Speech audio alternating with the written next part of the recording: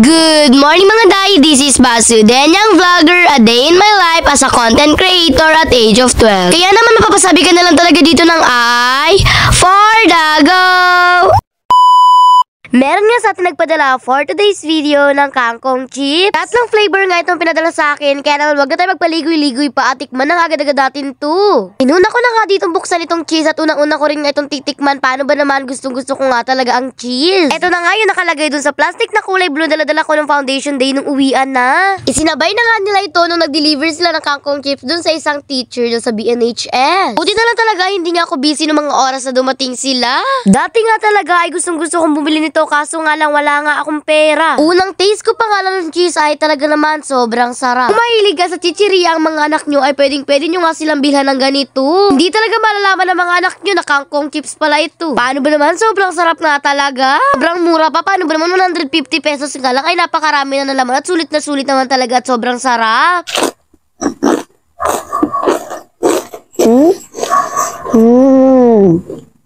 Oh, diba? Sobrang sarap na, sobrang lutong pa. Nung pagkakain ko nga sa kanya nung kinaumagahan, ay talaga naman sobrang lutong pa rin nga talaga niya. Sa sobrang crunchy nga nito, baka tumagal nga ito ng 1 year. Char. Uy, grabe naman yan, 1 year hindi kakainin. Nanay ko na rin nga dito itong barbecue flavor. Talaga naman lahat ko naman nga talaga nagustuhan. Yung color green naman nga ay original siya at wala siyang flavor. Bali itong kulay red nga pala ay barbecue flavor.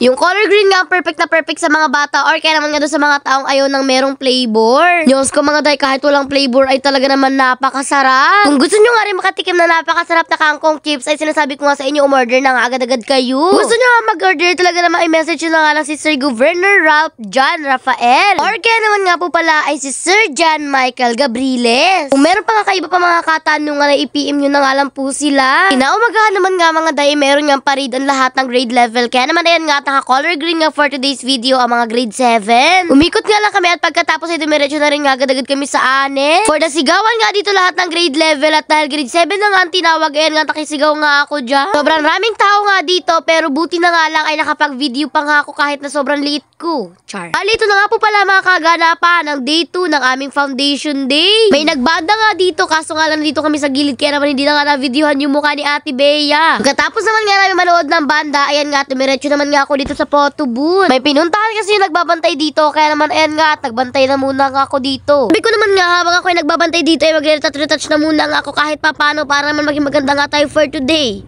Huy, grabe naman yan. Brang hagad ko na kasi talaga sa mga oras na yan. Paano ba naman natamaan na nga ako ng masamang school air? Char. Napaka-unfair ng mundo. Bakit sa iba napakaganda ng tama ng school air tapos sa akin ganun lang? Char. Pagkatapos naman nga po pala yan na tumain na rin nga kami dyan. Napakarami na nga namin yung kinain pero yan na nga lang na-videohan ko. Ito na nga kami kumain sa Periatistic o kaya naman nga ay sa Peria Boots. At tignan nyo naman nga itong SSLG president namin ay talaga naman nagiging multitasker dito. Char. Sabi nga ni Ate Dian, kahit kumain tayo dyan or kahit napaka-busy natin kapag pinagkumpulan ng Periatistic ay kailangan talaga nating mag-asikaso. At maya-maya nga lang ay meron nga nagpa-jailboot dito kay Angela sa crush niya. Ay Diyos ko, sana all my crush. Tignan nyo naman at pina-wedding boot pa nga, hindi carry. Pina-jail at wedding boot na nga si Angela ng kanyang kaibigan na sobrang yaman. Char. Hindi nga ako yon pero yung isang kaibigan niya nga yun. Ay Diyos ko, kaya ayoko magkakaibigan ng mayaman eh. Char. Diyos ko tong kaklase ko na to, biglang kinasal nang wala sa oras. Char. Diyos ko, mga day, kung alam nyo lang, muntik na din ako ma-jailboot, tumakbo lang ako. At irarason ko na nga lang na meron akong binabantayan na boot kaya hindi ako pwedeng i-jailboot. Huy, grabe naman yan. Nabot na nga kami ng gabi kaya naman sa mga oras nga na yan, imuwi na rin nga kami. Naglalakad na nga kami sa mga oras na yan. Tignan nyo naman nga ito mga ka-SSLG ko, hindi naman talaga halata na pagod na sila. Tapos ko, kawawa naman yung mga nasa Peria Booth. Ano ba naman oras-oras dinudumog. Pero tignan nyo naman itong president namin na kahit nasa Peria Booth ay para hindi na-haggard. Char. Namili na rin nga pala ako dito ng kakainin ko at mag-race na nga lang ako for today's video para pagdating ko nga sa bahay hindi na nga ako kumain. I mean kakain pala. Char. Ako-order na nga kami lahat sa mga oras na yan at iniintay na nga lang namin yung mga order namin. Habang iniintay nga, ayan natagka na boring na nga mga person kaya naman nagkanya-kanya na nga kami dito ng piritsura. Ano na muna nga kami dito ni Ate Rica at talaga naman naging photographer pa ako for today. Dinake out na nga lang pala nila Ate Mariel, Ate Nash at Ate Gwyneth ang kanila mga in-order kaya naman ayan nga umuwi na rin nga sila sa mga oras na yan. Yan na kasi yung mga sundo nila kaya naman hindi na rin sila dito nagtagal. Mating na nga yung order namin na drink at sabi ko nga sabay-sabay namin bubutasin to kaso nga lang hindi talaga nabubutas yun sa kanila. Tapos kung mga day nakailang take kami at sa wakas naman nga ay nagawa rin namin ang dabe. Habang hinihintay nga namin yung foods namin, konting chika-chikahan na muna nga lang for today.